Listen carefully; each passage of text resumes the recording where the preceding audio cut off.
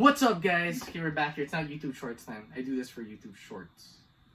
I did the little thing. Okay. Anyway, guys, here we go. So There's a difference. there is. Okay, guys, let's talk about how to counter the classical defense. I didn't hit you. No. Yeah, almost. I felt the area. Yeah, when they try to grab you in the shoulder. Okay, so that's why there is what you call the high elbow guillotine, right? So the high elbow guillotine is basically when you wrap the neck so deep, like we showed in the first one, you know, which click on this link below to learn everything from the beginning, how to finish and all this good stuff. You go all the way deep and then you hold your wrist and cover the back of your hand. Naturally, when you go that deep with your head and you lean on the side of the stranglehold, right, your elbow goes up. Now this elbow has a very good use to block when they try to grab your shoulder. Okay, so let's do it this way. So as she wraps my neck, she got everything tight. If you don't dip your head here, like you go square, I can always get this. See that? So that's why first I told you to do it. So go ahead. Because now, look, your arm can go deeper, meaning your elbow's already on top. And now you use that elbow to block this hand.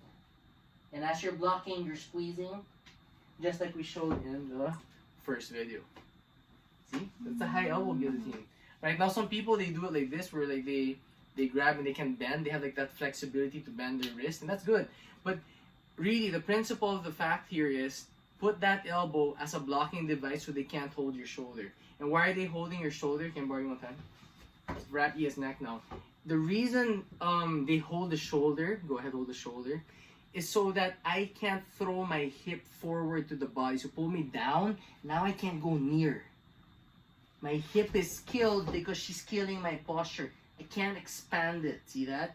So that's what they're using that for. They're crunching you in. They're getting you into a front headlock control position so you can't finish the guillotine, right? So once again, to stop that, use the elbow to block. So this angle so we can see too. So we're here, boom. So as I try to get it, so right away she needs to get it from the get-go. Okay, so block it right away. Yeah, exactly. So that's why some people, they put it on top. And my wrist is bad. Yeah, okay, her wrist is bad. Okay, yeah, there you go. That's good enough. I can't reach it. And sometimes when you do it, it's already so tight. It puts extra on the artery. You know, so that one. So that's the high elbow. They call it high elbow guillotine. Some people call it the Marcelotine from Marcelo Garcia, who was so good at this technique. If you want to watch really good guillotines, go watch Marcelo Garcia and many other people. But Marcelotine for a reason. Okay? Any questions? Anything? Oh, it's pretty good. Okay, cool. So there is use for that. It doesn't just look cool, right? It's functional, okay? And that's the best type of technique. Ready? Here we go.